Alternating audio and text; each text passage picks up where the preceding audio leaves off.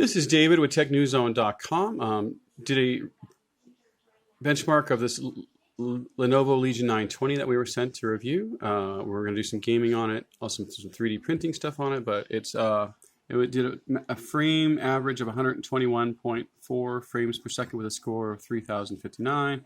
Minimum frames for 9.3, I'm not sure where that was.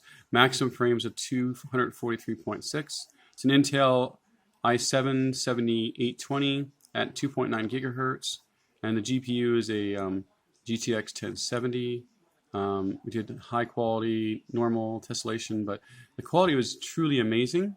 You can still see it in the background of the graphics running on it, but this is a Legion, my bad, 920, Y920.